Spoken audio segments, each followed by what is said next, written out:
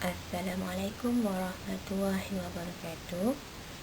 Untuk pembelajaran pada hari ini, kita masih lagi berada dalam modul 3 di bawah tajuk Era Peralihan British di negara kita.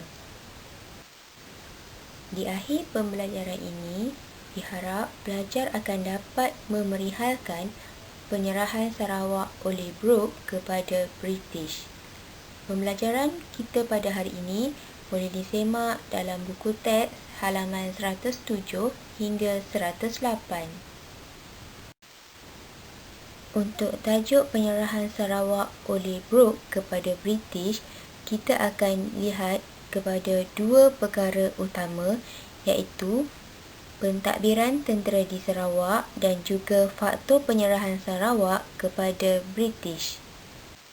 Okey, mari kita lihat bagaimanakah pentadbiran tentera yang dilaksanakan di Sarawak. 11 September 1945, tentera Australia telah mendarat di Kuching dan memperkenalkan pentadbiran tentera yang dikenali sebagai British Borneo Civil Affairs Unit. Singkatannya ialah BBCAU.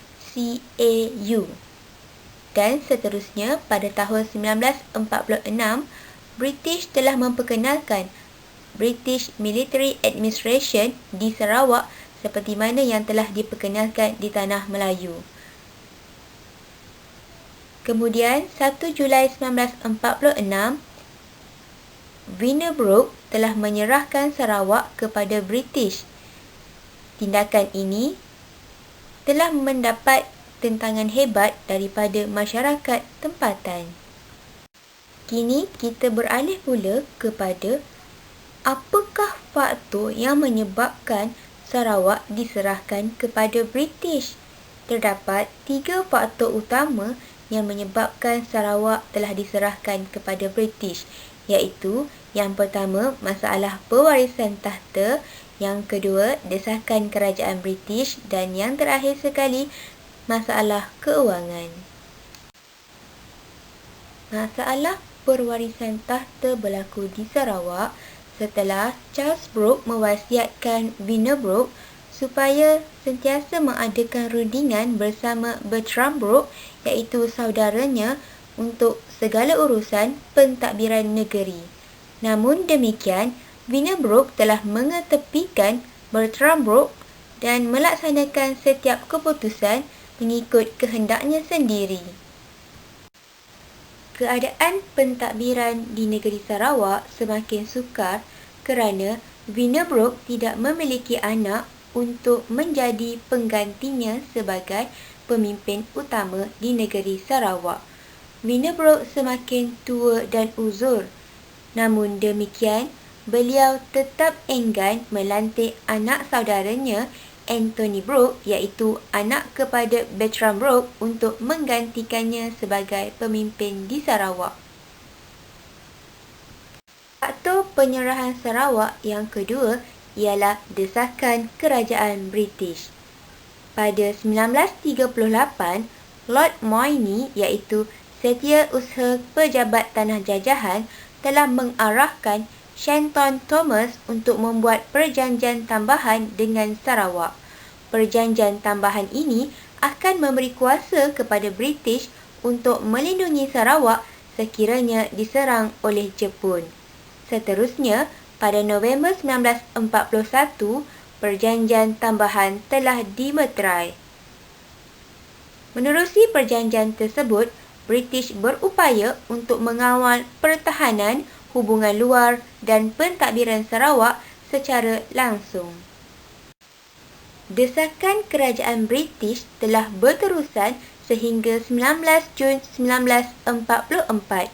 Ketika ini, pejabat tanah jajahan telah mendesak Wynne Brooke untuk memberi kuasa yang lebih luas kepada pihak British bagi meluaskan penguasaan mereka di Sarawak.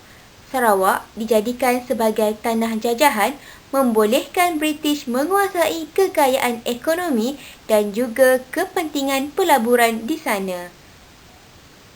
Manakala pada 28 Februari 1945, pejabat tanah jajahan telah mengutus surat kepada Vinebrook bagi mendapatkan pendirian Vinebrook mengenai penyerahan Sarawak kepada British. Vinebrook telah menyatakan persetujuannya untuk menyerahkan Sarawak kepada British. Faktor penyerahan Sarawak kepada British juga disebabkan oleh masalah keuangan. Vinebrook telah menghadapi masalah keuangan untuk memulihkan Sarawak selepas tercetusnya Perang Dunia Kedua. Ekonomi Sarawak terjejas akibat daripada lombong minyak yang musnah dan ladang getah terbiar. Malahan, Sarawak juga bertanggungjawab untuk memperbaiki kemudahan dan infrastruktur seperti pendidikan, kesihatan, jalan raya dan lapangan terbang.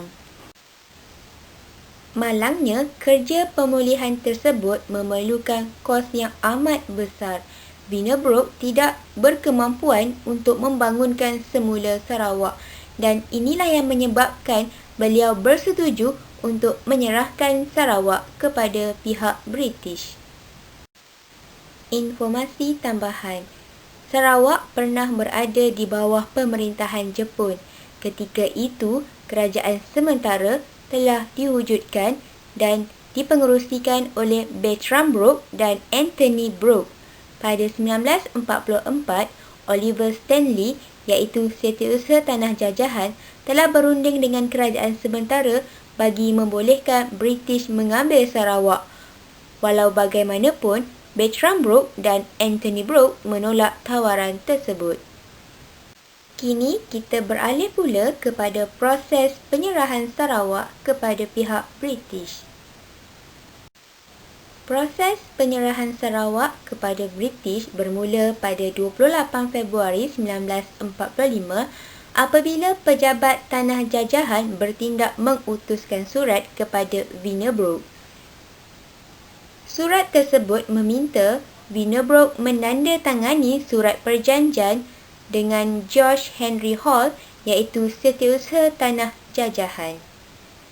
Pada 24 Oktober 1945, Vinebrook telah bersetuju untuk menyerahkan Sarawak kepada British. Vinebrook telah bertindak menghantar Gerard T. McBrien, iaitu setiausaha peribadinya, untuk mendapatkan persetujuan daripada ketua tempatan di negeri Sarawak. Proses penyerahan Sarawak diteruskan menerusi peranan setiausaha peribadi Vinebrook, iaitu Gerard T. McBrien, yang telah pulang ke England bersama dokumen yang ditandatangani oleh ketua tempatan Sarawak. Vinebrook telah bersetuju untuk menyerahkan Sarawak kepada British. Namun demikian, penyerahan tersebut dibuat tanpa pengetahuan rakyat Sarawak.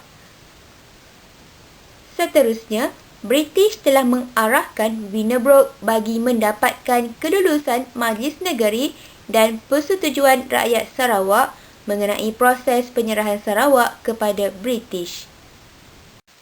Proses penyerahan Sarawak kepada British yang seterusnya dapat dilihat menerusi tindakan British menghantar Gammons dan Rhys Williams untuk membuat tinjauan di Sarawak.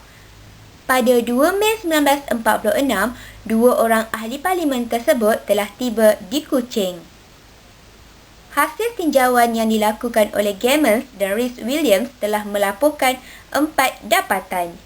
Dapatan yang pertama menunjukkan bahawa sebahagian besar pribumi menentang penyerahan Sarawak.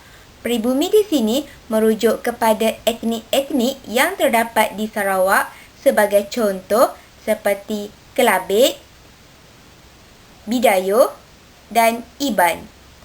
Dapatan yang kedua menunjukkan bahawa orang Cina menyokong penyerahan Sarawak.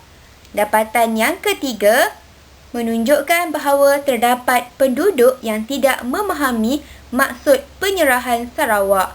Dan dapatan yang keempat, laporan Gammons dan Rhys Williams berkaitan isu penyerahan Sarawak akan dibawa ke Majlis Negeri untuk diundi. Berikut merupakan paparan gambar dua orang ahli parlimen British yang telah dihantar untuk melakukan tinjauan di Sarawak, iaitu Gammons dan Rhys Williams. Proses penyerahan Sarawak yang seterusnya ialah Majlis Negeri mengeluarkan rang undang-undang penyerahan, iaitu Sanctions Bill.